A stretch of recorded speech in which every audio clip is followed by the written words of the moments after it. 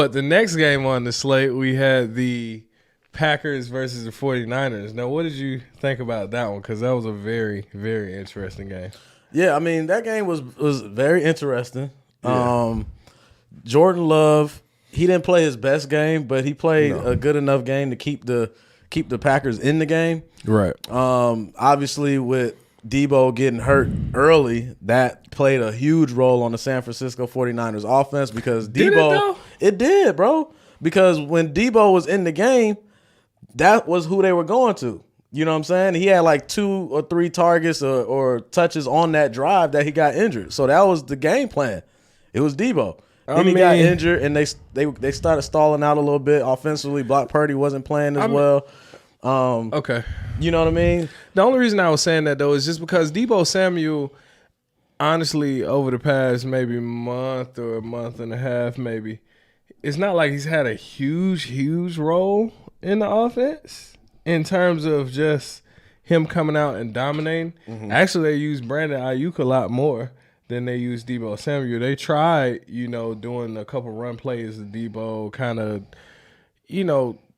of course, him playing wide receiver as well. But I don't think he had like these huge, massive impacts on them winning certain games. It was more so McCaffrey and Brandon Ayuk and Kittle having some big games. So he's been a part of it. Don't get me wrong. I'm not saying Debo Samuel didn't go out there and do anything. He's a phenomenal player. He goes out there and make plays happen. But I'm just saying, as far as them needing him to beat some of their opponents, they've been able to do it by concentrating with Ayuk and Kittle and then just let McCaffrey, do what McCaffrey does. I guarantee you, if Debo didn't get injured, they would have won by more than 3 points.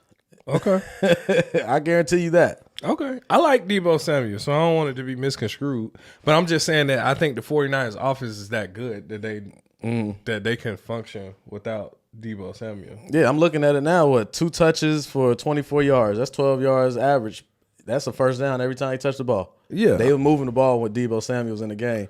But injured. George Kittle had 4 receptions at 81 yards. That's 20. Yeah. So that's all I'm saying is just that they have these different guys. Brandon Ayuk has 61, 5 catches. That's 12 yards too. So what I'm saying is they have all these different weapons, which they're stacked offense. We know that, which helps them in a situation where one guy goes down. Okay, well, you still got McCaffrey, Kittle, and Ayuk. Right. They got options, but their playbook gets a little bit smaller when Debo ain't there. Okay. You know what I'm saying? Well, what about Juwan Jennings stepping up in his place? He had to. But what I like about Juwan Jennings, because I took the over on his yards too. He was 16 yards. Yeah. I took the over. I think his longest reception, 16. But Juwan Jennings, Brock Purdy liked Juwan Jennings. Okay. He has a connection with Juwan Jennings. So in games where all the players, all the stars are there anyways, Brock Purdy is going to find Juwan Jennings on like an in-breaking route 15, 20 yards down the field anyways. So, he did a great job stepping up because he had to. And that just shows you the value of Debo Samuels, because if that's Debo, you know what I mean? The game is completely different. You know what I'm saying? So all those touches and targets that Juwan Jennings had, to your point, or to what you're saying, that should have went to Kittle, McCaffrey, Ayuk, you know what I'm saying? But it took Juwan Jennings to step up in Debo's place, in Debo's absence. So that's what I'm saying. Like, a lot of the success that the 49ers have is because of Debo Samuel. He's able to take a short run, like all of them are, but he's very dynamic. He can take a run 50 yards to the house, 60 yards to the house. He breaks a lot of tackles. He's very physical. He's fast, all these different things. So you take that out, you remove a piece of Kyle Shanahan's offense, and he has to adjust to it. And that's why I think the Packers kind of stuck around in the game, is because they had a hard time kind of adjusting to the fact that Debo wasn't there. So you think the difference to keep the game close was basically Debo Samuels being out? Yeah, I think that had a lot to do with it. My only argument against that, I think I misspoke. The 60 yards and five receptions was Juwan Jennings. So Debo was averaging 12. He came out and got he got 61, so he got 12.2 a carry. So he kept up the production. But I'm just saying that I think credit to the Packers, their defense slowed up a dynamic offense as much as they play well. As much as you possibly can with that offense, other than the Ravens, who were able to basically put it to a halt. But now Brock Purdy didn't play great. He did. Brock Purdy did not play great, and that went back to our question. Well, we had our little mini debate. Jordan Love or Brock Purdy. Who do you think played better in that game? They both was looking a little sus. He said they both looked a little sus. But I think just by looking at it, I don't know the exact stats, but looking at the game, I think certain moments, I think Jordan Love played a little bit better. Obviously, the stats probably not going to show that because of those interceptions. No, he got 2 picks. He got 2 touchdowns with 2 picks. Yeah, but one of those interceptions was one that that last pick was what? He's just trying to force something and make something happen. That was a bad decision. Purdy could have had another interception in the first drive to Darnell Savage. You know what I'm saying? That could have been a pick 6, but he dropped it. Yeah. And Purdy was throwing some balls in the dirt. You know what I mean? So defense. Like outside of that final drive that Purdy, he scrambled, got about 9 yards, put him inside the 5 to push them into the end zone to get the final score to get the lead. Outside of that, Purdy was very Okay. You know what I'm saying? But like you said, credit to the defense on the Packers' behalf for being able to, not let the game get out of hand with all these stars and Kittle and breaking tackles down the field and Ayuk going crazy. But I think over a period of time, that defense ran out of juice at the end of the game. They couldn't hold up when it mattered most. I mean, so after seeing that game, do you feel like Brock Purdy ever being in the MVP conversation was bullshit, or you feel like it was still valid? I mean, the stats prove that it was valid, right? Because if you're looking at the MVP from a statistical standpoint, he had the numbers. Okay. So I can see why he was in the conversation at the time. You know what I'm saying? Because we can say the same thing about Dak Prescott, right?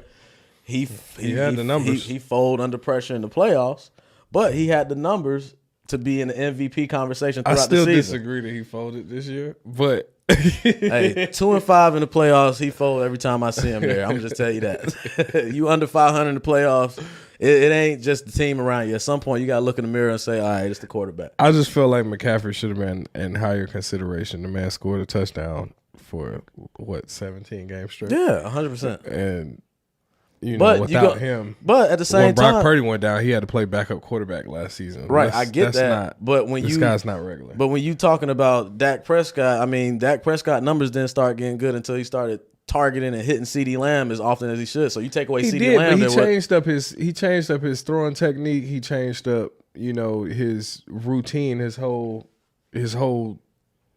drop back pattern and all. He changed some things this season to make him a better quarterback. So I give him credit for that, even though I'm still not a Dallas fan. Glad they lost.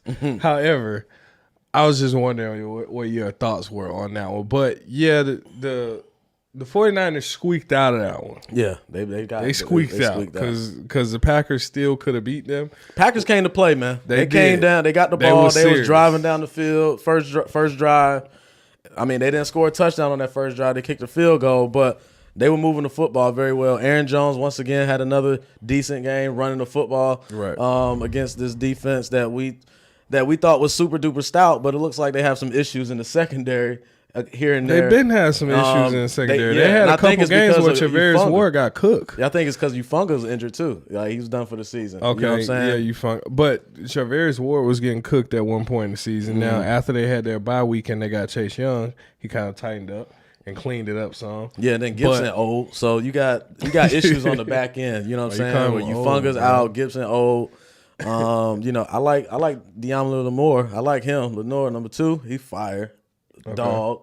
You know what I'm saying? But that other corner, they need help on that other end on the outside.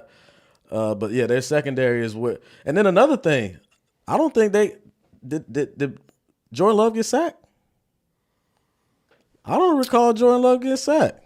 I know he had a lot of pressure, but he might have not got sacked. I don't know if there were any sacks in that game. No, he did not get sacked. No sacks. So you got all these dogs on the defensive line. 49ers only had 1 sack, though. Yeah, but I'm saying as far as that 49ers defense, you got all these dogs on that line, but you didn't get no sacks. So, I mean, that just goes to show how good the Green Bay offensive line is. You know what I'm saying? Holding up against those guys, Nick Bosa, Chase Young, and those guys like that. So, shout out to Green Bay, man. They came to play. They weren't even supposed to be here. but they made it here, and they got something to build on. All these guys are young. They were betting with house money, and they made some good wages on that bet. So shout out to Matt LaFleur and those guys. They played phenomenal and did a great job. You know, unfortunately at the end of the game, things kind of fell apart a little bit for them. Yeah, especially that last drive. They could have stole one. They could have stole one. That was this close.